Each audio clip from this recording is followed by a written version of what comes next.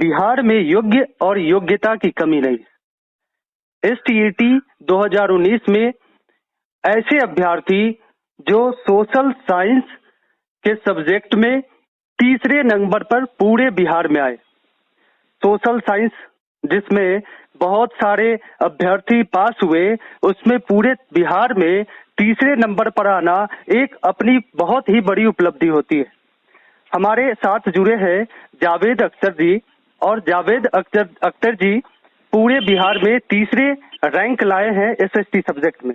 मैं study channel के इस यूट्यूब चैनल पे उनका स्वागत करता हूं और उनसे अपनी पक्ष और उनसे 2-4 सवालों के जवाब जानना चाहता हूं कि मेरिट में आने के बावजूद ये समाज और सरकार की गलत नीतियों का शिकार होकर आज इस मेरिट में होने के बावजूद बेरोजगारी का दंश झेल रहे हैं। तो मैं स्वागत करता हूं जावेद अख्तर जी का। जावेद अख्तर जी, स्वागत है आपका हमारे इस यूट्यूब चैनल पे। जी बहुत बहुत धन्यवाद।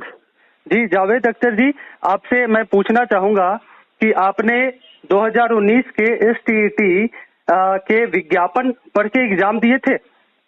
जी बिल्कुल, विज्ञापन पढ़ा था, उनके शर्तों को देखा था, उसके बाद ही मेहनत भी ज्यादा किया था कि ये एग्जाम में ये जाना था कि चयन प्रक्रिया इस कदर है कि मतलब हम लोग जितना मार्क्स ज्यादा लाएंगे उसी आधार पे हमारी नियुक्ति होगी, इसलिए इसको स्पेशली बहुत ज्यादा ही मेहनत करके हमने पढ़ा था।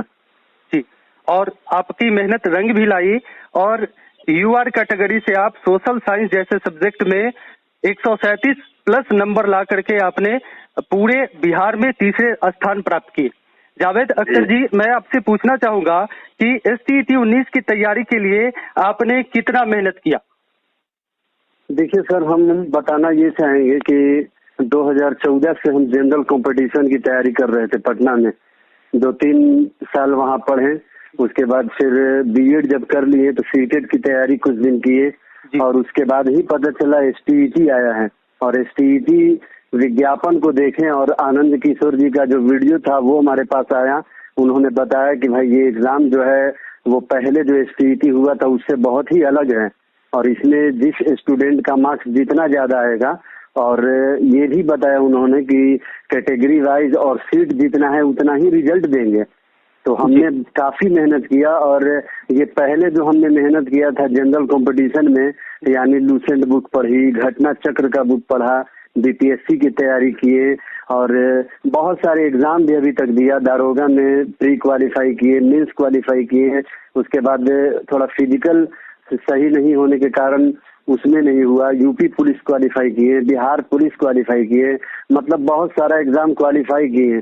लेकिन जब बीएड कर लिए तो हमारा मन यही था कि एक शिक्षक बन के और अपने जितने भी छात्र हो सरकारी विद्यालयों में उनको सेवा दे।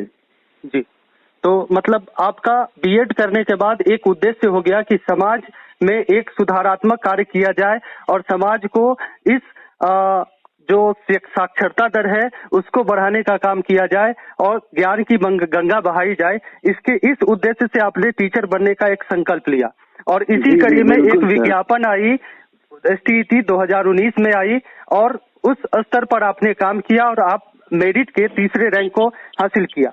लेकिन इन सारी परिस्थितियों के बाद सरकार ने एक नोटिस निकाली 26 तारीख को और मेरिट और नॉन मेरिट को बराबर कर दिया गया, जिसके बाद परिस्थितियां थोड़ी सी अलग हो गई। सरकार ने तो बदल ही दिया, परंतु इतनी मेहनत करने के बाद जब आप मेरिट में आए और उसके बाद कुछ अभ्यर्थियों के द्वारा आपको और सभी मेरिट वाले अभ्यर्थियों को जो बैकडोर कहा जाता है कि आप पैराशूट लैंडिंग है और बैकडोर है, तब आपको कितना बुरा लगता है?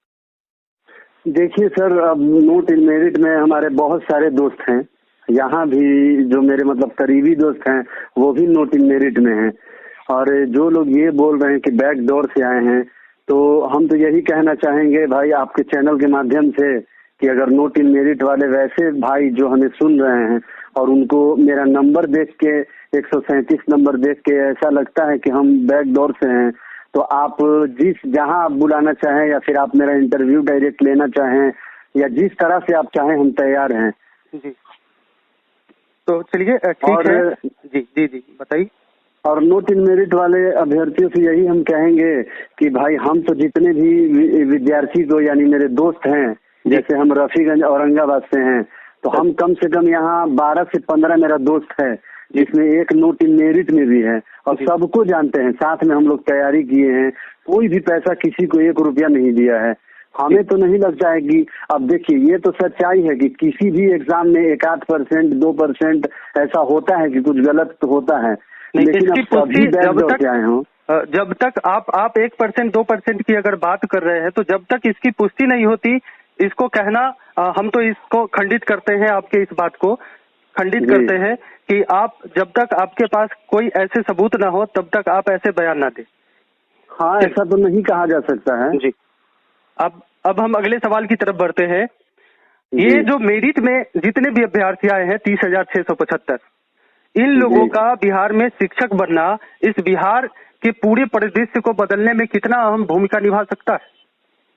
सर, हम आपको बता रहे हैं कि जब ये विज्ञापन आया था और अभी भी हम बहुत सारे चैनल्स पे जो न्यूज चैनल जाते हैं सरकारी विद्यालयों में, और जब सरकारी शिक्षक से जब सवाल करते हैं और बड़ा इजी सवाल करते हैं कि कोई पूछता है भाई ये इंग्लिश का बुक है, आप रीड करके दिखा दीजिए, या कोई संडे का स्पेलिंग लिख दीजिए, और जब वो नहीं बताते हैं तो इतना गंदा फीलिंग होता है और इतना मन विचलित हो जाता है और सोचते हैं कि काश उनके जगह हम होते, तो उनके जगह पर हम होते और विद्यार्थियों को एक अच्छा अनुभव के तहत शिक्षण संस्थान और शिक्षा दे देते ताकि हमारे बिहार का उत्थान हो सके।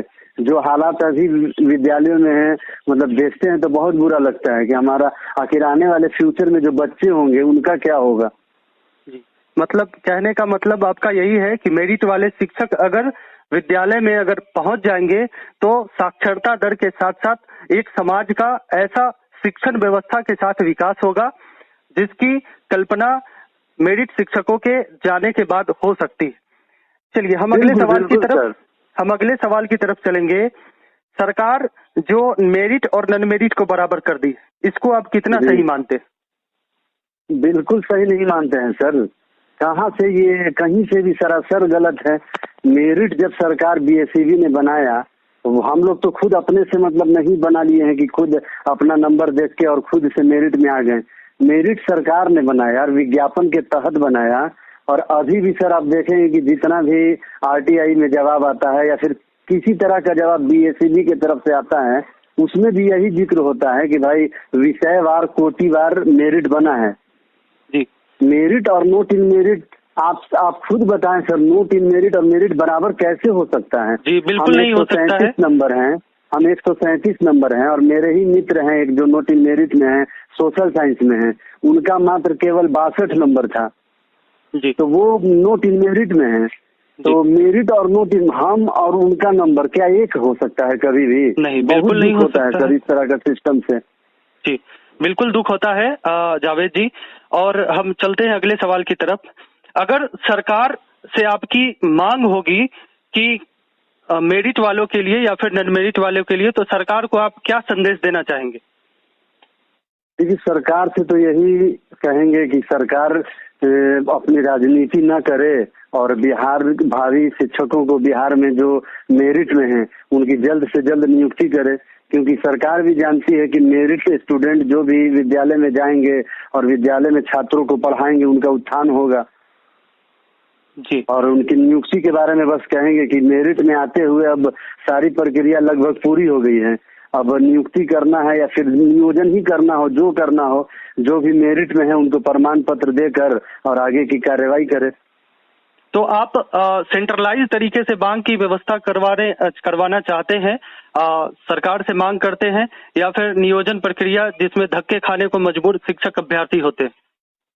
नहीं सर, देखिए नियोजन की प्रक्रिया हो मगर जाकर नहीं, जो ये ऑनलाइन और सेंट्रलाइज बहाली हो इस तरह का, इसलिए कि नियोजन इकाई में जब जाएंगे हम लोग, जो पिछले प्राइमरी में भी हम लोग गए थे, इसमें बहुत खर्च होता है सर, बहुत ज्यादा खर्च होता है, इसलिए कि हम पहले ही प्राइमरी में सिलेक्टेड हैं 1 to 5 में, और कम से कम 150 जगह हमने फॉर्म भरा था, जिसमें काफी खर्च होता है जी। इसलिए सेंट्रलाइज और ऑनलाइन बहाली ही सबसे अच्छा विकल्प है। तो सरकार से आपकी यही मांग है कि सरकार तक ये बात आपकी पहुंचेगी अगर शिक्षा विभाग तक पहुंचेगा तो उनसे आग्रह हमारा भी होगा और सभी मेरिट वाले, नॉन मेरिट वाले जो भी लोग हैं जो बहाली को पारदर्शिता तरीके से देखना चाहते हैं, निश्चिंत तरीके से देखना चाहते हैं, वो लोग का यही डिमांड है कि ऑनलाइन और सेंट्रलाइज तरीके से बहाली प्रक्रिया को पूर्ण कराया जाए।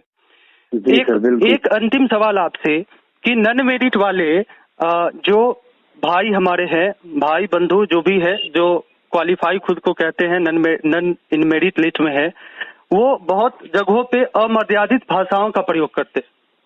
इस पे आपके क्या रुख होने चाहिए? इन मेरिट वालों के विचार के तरफ से अगर आपकी राय ली जाए तो आप क्या कहना चाहेंगे उनको? देखिए, नॉट इन मेरिट में जो भी है वो हमारे भाई हैं, इसलिए कि जब भी हम लोग जब तैयारी किए थे तो उस समय मेरिट, नॉट इन मेरिट ये सब का चक्कर ही नहीं था। हम लोग सब यही विज्ञापन में देखकर एग्जाम दिए थे कि भाई 37,440 सीट है और हम लोग को मेरिट में ही आना है, 37,440 ही आएंगे। लेकिन उसमें सरकार की कुछ गलत नीतियों के कारण जो 12 मार्च को रिजल्ट आया उसमें जो भी गलती हो या जो भी हो, उसके चलते उन लोग को थोड़ा तकलीफ है कि हमें क्वालिफाई बताया गया, शिक्षा मंत्री ने कहा सबकी नौकरी पक्की है, जो कि उनसे गलती हुई। और बाद में जब मेरिट में आए हम लोग तो बहुत सारे वो लोग जो उस दिन क्वालिफाई थे वो तो नॉट इन मेरिट में थे, लेकिन हम अभी भी फिर यही कहते हैं कि वो सब हमारे भाई हैं और उनको यही कहेंगे कि भाई आप लोग तैयारी करिए, इसलिए कि 33,916 फिर आगे भी एक STET होना है और तैयारी करिए और आप मेरिट में आइए।